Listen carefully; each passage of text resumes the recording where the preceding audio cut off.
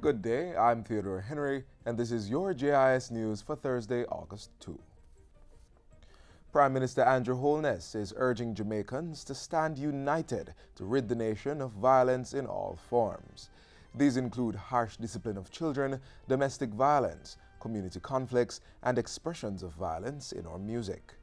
Mr. Holness was addressing the nation in his emancipation message yesterday. He stressed that the violent system used to oppress our forefathers must not be patterned as a way of life in how we treat each other.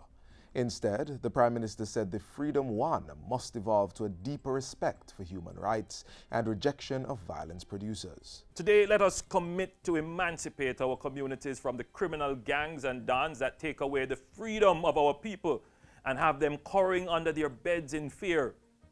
Free yourself of the notion that the violent criminal gangs cannot be brought to an end.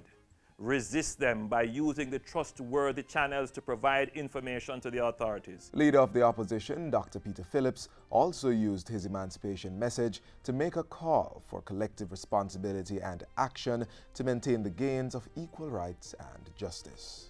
We will need the same level of cooperation to sustain our effort to build upon the foundations of our emancipation and provide every Jamaican with opportunity, food, shelter, security, health care, education, and all the benefits of modern life.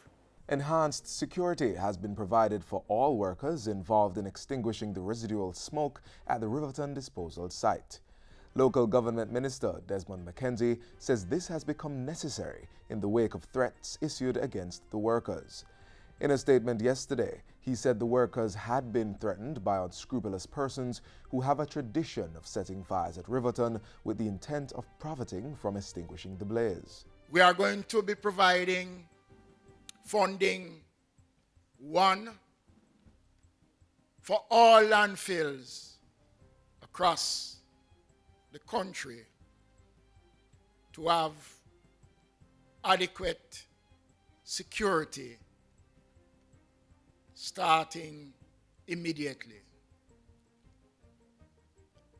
We are taking this matter very, very seriously. Another step that we'll be taking is that all landfill across the country will now have to stockpile adequate covering material as one of the response to the problem. The minister says there have been about 10 landfill fires over the past 2 months, including at Retirement in St. James and Church Corner in St. Thomas. He revealed in a press briefing on Monday that these fires have cost the country more than $100 million. Meanwhile, the National Solid Waste Management Authority, NSWMA, has started negotiations with a government entity to secure lands for the relocation of persons living on the retirement landfill in St. James. There are a reported 22 families living on the landfill.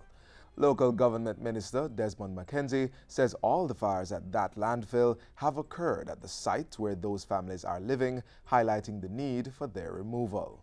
And while we do not want to legitimize the illegal activities, we cannot ignore the fact that if these people are to be relocated, then we should play a part in helping in the relocation. He says Cabinet has been updated on the relocation plans, adding that he will make a formal request to the executive body at a later stage.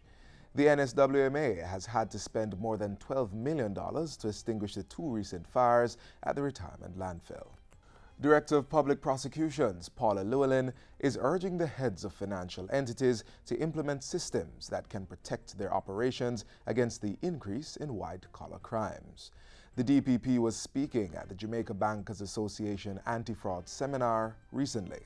She pointed to police statistics showing that 1,758 cases of financial fraud were reported between 2009 and 2015, involving over $5 million.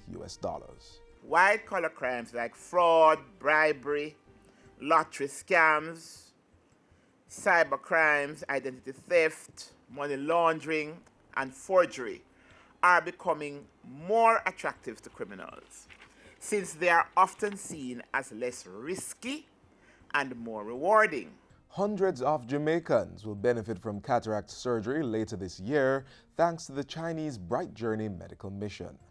That was shared during a recent courtesy call between members of the mission and Health Minister Dr. Christopher Tufton. Dr. Tufton said the support was much appreciated, as this particular area of eye care is an underserved area in Jamaica. Bright Journey's visit to the island later this year will be their second. In May 2015, more than 200 Jamaicans benefited from free cataract surgeries at the Kingston Public Hospital, which also received medical equipment and supplies amounting to $400,000 US. And finally, Akira Gawe is the winner of the 2018 Miss Jamaica Festival Queen competition. The new queen, who hails from St. Mary, was crowned during last night's finals at the National Arena in Kingston. Following the crowning, Culture Minister Olivia Grange commended the organizers for hosting a wide-reaching event. Tonight we had a sixth former, and a number of these ladies have matriculated to tertiary level. Some are actual professionals, like teachers. And so it's a broad spectrum of Jamaican women from all walks of life. It has definitely taught me resilience and strength. And I'm talking about the true meaning of resilience and strength. When you fall, you have to learn to get back up, brush yourself off and try again. Among Miss Gawe's winning prizes are $455,000 in cash, a trophy, and $250,000 towards her national project. She also walked away with the most poised and culturally aware sectional cash prizes of $55,000 each.